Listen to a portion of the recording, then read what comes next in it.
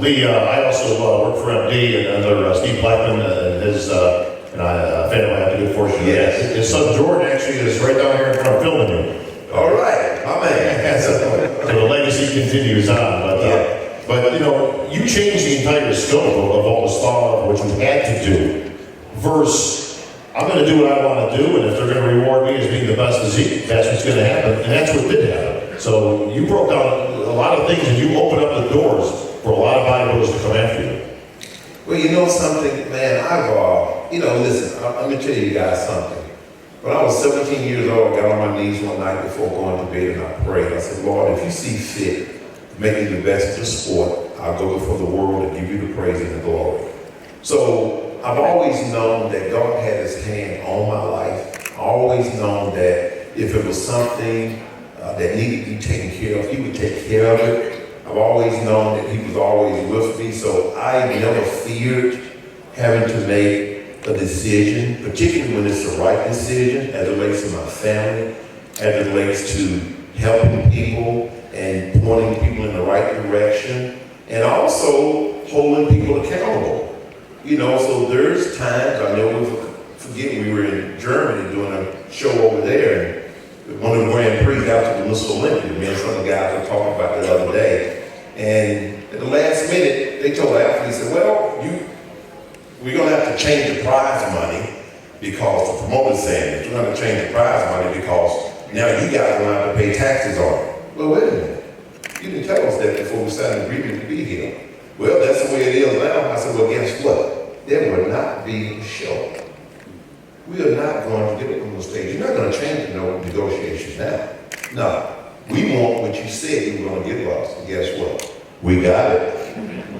Accountability. I didn't fear no man because God is the light of my life. I don't worry about that kind of stuff. I know that if I'm doing the right thing, living according to his word, he's going to always back me up.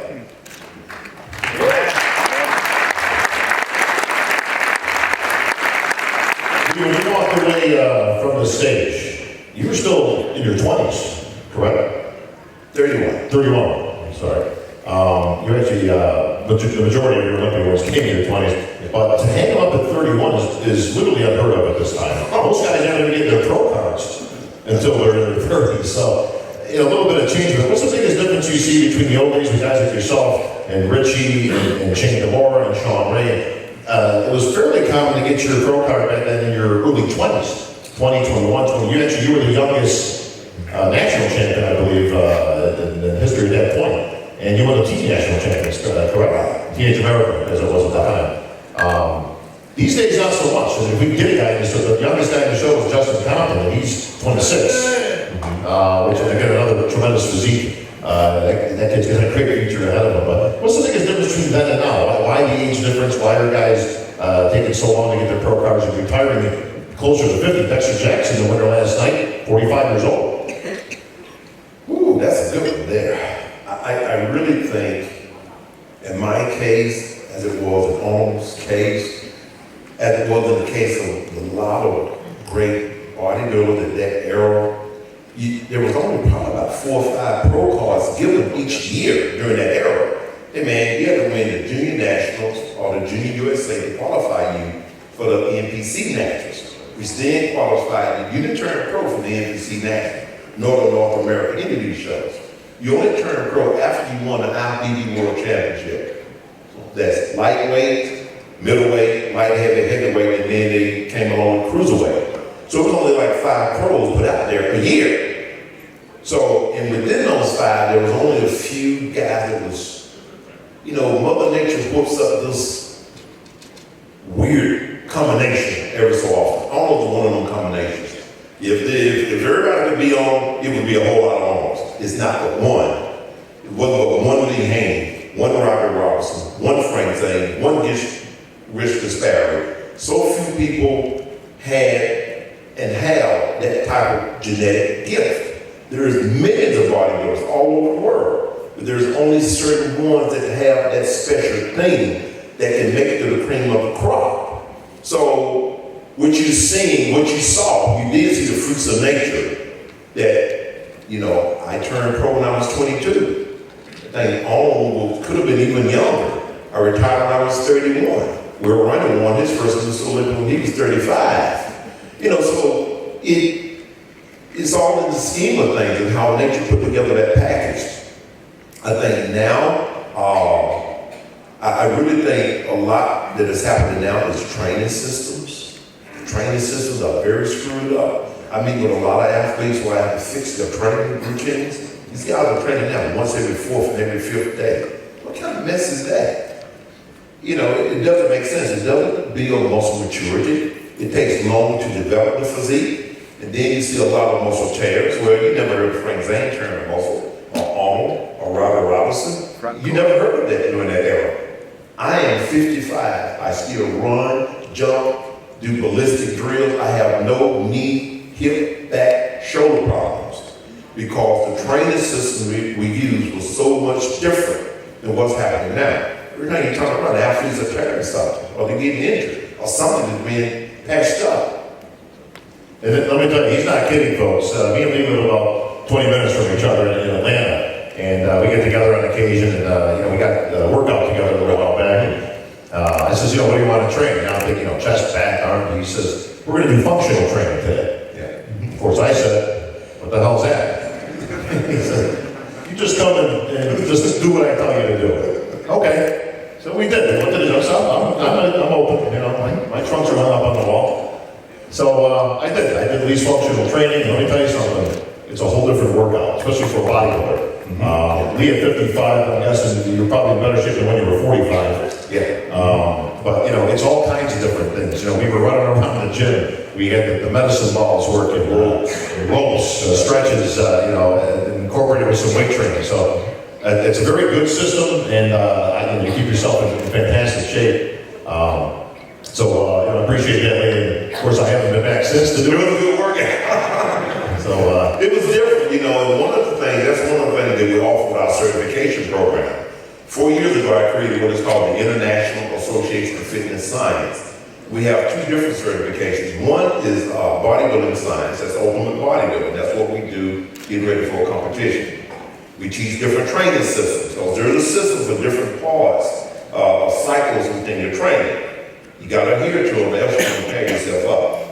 Then you have functional training, which is in line with what we did, Bob. That's more for the general population, and it can be geared up or geared down to suit that particular person. So any of you interested in becoming certified under the first and only, well, the first 8-time Mr. Olympia, also chairman to the President's Council on Physical Fitness and Sports, go to LeeHaney.com and join my team. So you know exactly how it works. I'm living proof. I'm not torn up. I'm in great shape. I can rock and roll. He ain't lying, trust me. He was running circles around me in that gym. But LeeHaney.com, very easy to remember, folks. Lee, you and I had a great opportunity last year to take part in Joe Weider's 50th anniversary of the Olympia in Las Vegas, Nevada. Golden event put on by our good friend Robin Chang, who's done a great job over the last 10 or so years that we've been working together. From the time you retired in the Olympia stage till now, things have obviously grown. 55,000 to 1.1 million this year in total purse. 275 to the winner, 4-time Mr. Olympia now. But you know, we got some of the greats on stage, and you, of course, were one of them, Lane. As you came out on stage, I shook your hand, and we looked out there, and there was 12,000 people standing room only in the Orleans Arena. Your thoughts on the 50th? Oh man, it was awesome. I mean, to see where the Mr. Olympia has grown, and all of the people that are out there cheering us on and enjoying what we do, and we can share it with the world now, you know, with the internet and so forth, and the sport is just continuing to grow. You know, it was thought at one time that, you know, bodybuilding was just a sport that only a few participated in. But now it's something that everybody do. You know, Evander Holyfield, a great friend of mine, Evander was here yesterday when he inducted to the International Sports Hall of Fame. Well, I trained Evander when he wanted to go from heavyweight, cruiserweight to heavyweight. I trained him along with Dr. Fred Hatfield, who's a great friend of mine, world champ 4 times. You know, and so then I trained Gary Sheffield, I trained Shannon Shaw. You know, so all of these opportunities stem from the sport of bodybuilding. And everybody's doing it now. And Olympia has been an incredible tool to ushered in health and fitness all over the world. So hats off to Ben and Joe Weider, who did an incredible job. 180 countries now? Over 180 countries. 192 according to Rob. 192. Whoa. Yeah, they continue to expand, obviously, due to the work that Joe and Ben started so many years ago in the 1940s. And we thank Raphael, of course, for his continued service to the bodybuilding world. You're no stranger when it comes to giving back. I know you have your own charity set up, the Lee's Harvest House. I want you to talk a little bit about that, because once you retired from the sport, you may have left the stage, but you didn't leave the sport. You were as involved than ever in the sport of bodybuilding. Not only in Atlanta, Georgia, you put on an event there also. But talk to me a little bit, Lee, about the Lee Haney's Harvest House. Well, the Harvest House my degree is in juvenile correction. I hate to use that word juvenile. I would like to say youth counseling. So it's always been towards helping young people and trying to have a positive impact in their lives. Because there's so many young people, particularly young men, who don't have male role models in their life. So we started Haney's Harvest House years ago, me and my wife Shirley, and we continue to grow and develop it. We've created a curriculum that we can establish with different churches or different organizations so that they can place mentoring programs there. Because and I work with Steve Harvey. Steve does a yearly program, and I've been a part of his for the last 5-6 years. We've been great friends, so we support each other. But if you're not involved in mentoring, then please do so. Because I've heard so many stories about people who reached out and helped somebody. Evander shared that yesterday. And, Triple H shared that. Everybody's been touched by somebody. So get involved in that, because that's what the whole journey is all about. That's your legacy. When you get ready to make an exit, if no one can say, well, I remember that man helped me. He gave me opportunity. He gave me a word of encouragement, and as a result, I'm a different person today. I'm well on my way, and I want to thank him. If you don't hear that in the latter part of your journey, then you've lived an empty or sad existence. Helping and giving back is what it's all about. You put on a big event in the Atlanta area. I think now it's your... Right. This will be the 6th year now. 6th year. We're going to have it in South Carolina this year. It's called the Lee Haney's Physique and Fitness Games. Guys, you can check me out on Facebook. You can also go to my site, leehaney.com, or you can tweet me at Lee Haney. We'll have all the information. Matter of fact, Josh, where's Josh? My son Josh. Where's Josh? It's not a big Josh. That's my man. Where's Josh? And all the Ken, where's Ken? Ken Brown, where's Ken? Is Ken in the house? Yeah, there go Ken. So these are my team, of course. Ken is my age. You look like Bill Clinton standing over there. Ken is my age. Josh is a .comer. So he's the one that will be putting everything together. It's great to have kids, man. They can make you look good. They can give you life and your life. Because I sure want to know how to work that stuff. Got your Twitter and Instagram? Man, Twitter, man. I'll be rocking and rolling, yeah. So Josh is heading up those events and getting everything put in order. So we have that fundraiser for the Haney's Harvest House coming up. It's going to be in South Carolina, Spartanburg, South Carolina. That'll be July the 11th. Now we're having my first event October the 30th, 31st, that weekend of Halloween. It's going to be Friday night in Atlanta. Lee Haney's Physique and Fitness Games, but that'll be geared towards the figure, the fitness, the bodybuilding, and the physique.